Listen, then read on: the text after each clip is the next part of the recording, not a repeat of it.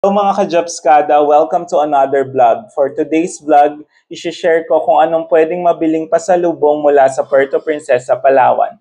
Siyempre, nangunguna na doon ang kanilang pinagmamalaking mga hopya. Iba't ibang flavor ang available. Meron silang durian, hopya baboy, ube, pastillas at munggo.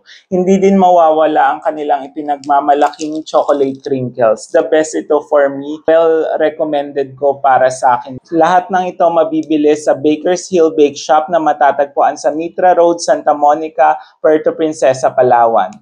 Curious ba kayo kung anong lasa lahat ng binili kong pasalubong? Ngayon naman tikman natin isa-isa. It's Tikiman time mga ka-Jobskada. Ang una natin titikman mga ka-Jobskada is yung durian flavor. Tikman natin.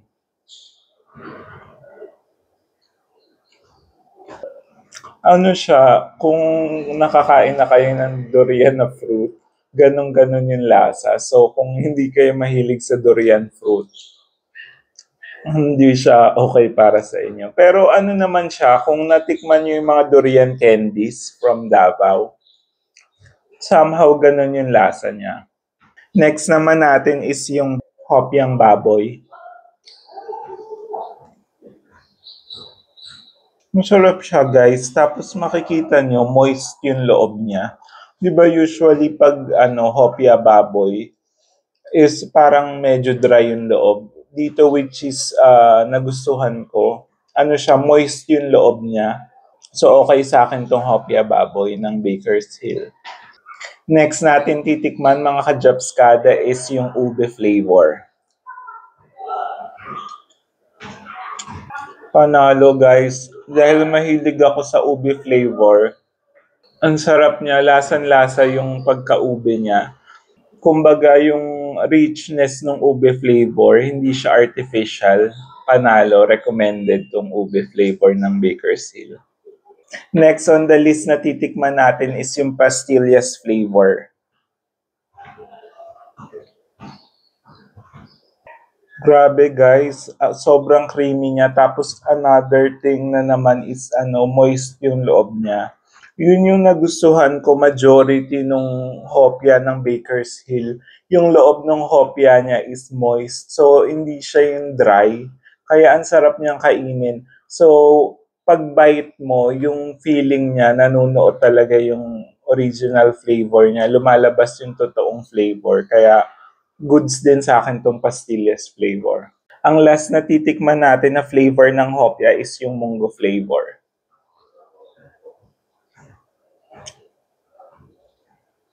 Ano siya guys, yung pagkamunggo niya hindi overpowering. So kung hindi ka mahilig sa munggo flavor ng hopya, okay, recommended pa din to sa'yo kasi very light lang yung pagkalasa ng munggo. So goods pa rin siya for me.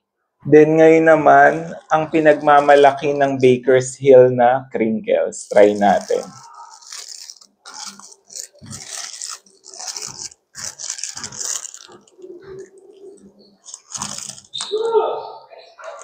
Guys, kung ano yung lasa nung una kong tinikman tong chocolate crinkles ng Baker's Hill, every time na tinitikman ko siya until now, hindi nagbago yung lasa. Sobrang solid, panalo. Yung balance ng sweetness, ng chocolate flavor, ng creaminess, lahat na sa kanya. Saka yung napansin ko nga katulad ng hopya, moist yung loob niya.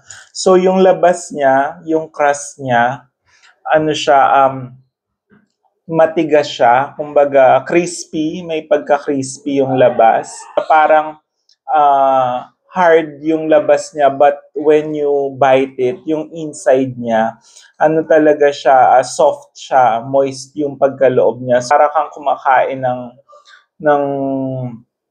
ng brownies, ganyan. Ito, ang sarap talaga. So, panalo talaga sa akin tong chocolate crinkles. Try nyo, guys. Ngayon naman, irarang ko kung ano yung pinaka nagustuhan ko sa mga tinikman ko. Siyempre, number 1 ko yung crinkles. Number 2 ko yung pastillas flavor ng hopya. Number 3 is yung ube flavor ng hopya. Number 4 ko yung hopya baboy. Number 5 ko yung mango flavor at last on the list ko is yung durian flavor. Yun lang mga ka-Japskada. Comment nyo lang kung anong gusto nyong tikman ko sa mga susunod na video. For more videos like this, please like, follow, share, and subscribe to our Facebook, Instagram, YouTube, and TikTok channel. See you on my next vlog. Thanks guys for watching. Bye!